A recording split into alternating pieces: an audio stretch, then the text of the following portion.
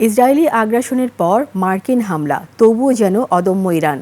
পাল্টা হামলা চালানোর পাশাপাশি কৌশলগত গুরুত্বপূর্ণ হরমুজ প্রণালী বন্ধের দিকে এগুচ্ছে দেশটি। তাতেই যেন হোয়াইট হাউসে হুলস্থুল। ইরানকে বোঝাতে চীনের দরজায় কড়া নাড়ছে ট্রাম্প প্রশাসন। বিস্তারিত ডেস্ক রিপোর্টে।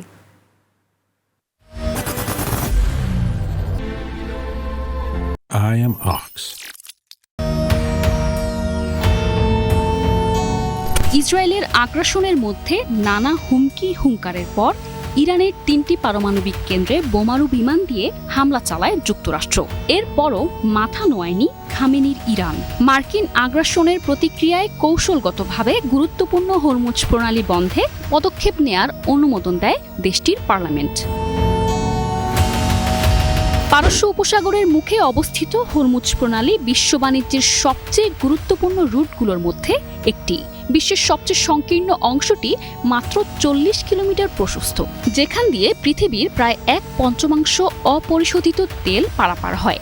বলা চলে এটি একমাত্র সমুদ্রপথ ইরান, সৌদি আরব, ইরাক, কুয়েত এবং সংযুক্ত আরব আমিরাতের মতো প্রধান তেল উৎপাদনকারী দেশগুলোকে সহজে অন্যদের সঙ্গে সংযুক্ত করছে। বিশেষজ্ঞরা দীর্ঘদিন ধরে সতর্ক করে আসছেন, প্রণালী বন্ধের ফলে বিশ্বব্যাপী তেলের দাম তাৎক্ষণিকভাবে এবং বড় ধরনের বৃদ্ধি পেতে পারে। সেই সঙ্গে বিশ্বব্যাপী জ্বালানি নিরাপত্তা ব্যাহত হতে পারে। এখন প্রশ্ন হচ্ছে, এ নিয়ে যুক্তরাষ্ট্রের এত মাথা ব্যথা কেন এবং চীনের দ্বারস্থও বা কেন হয়েছে দেশটি?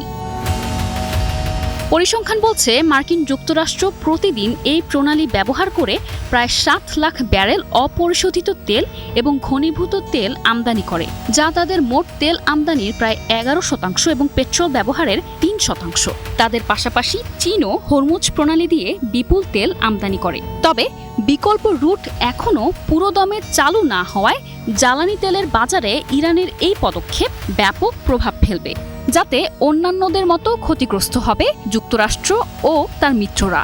অন্যদিকে ইরানের মিত্রদের মধ্যে গুরুত্বপূর্ণ চীন। তাই এই সংকট মোকাবেলায় বেইজিংয়ের দ্বারস্থ হতে হলো ওয়াশিংটনকে। সিবিএস নিউজের ফেস দ্য নেশন অনুষ্ঠানে হালকা হুমকি দিলেও বিষয়টি নিয়ে ইরানের সঙ্গে কথা বলতে চীনের প্রতি অনুরোধ জানিয়েছেন মার্কিন পররাষ্ট্রমন্ত্রী। তবে ইরান কি এখনই হরমুজ প্রণালী বন্ধ করবে, নাকি ইসরায়েলের প্রতি বৈশ্বিক চাপ আদায়ে বিষয়টিকে ঝুলিয়ে রাখবে, সেটিও বেশ গুরুত্ব পাচ্ছে।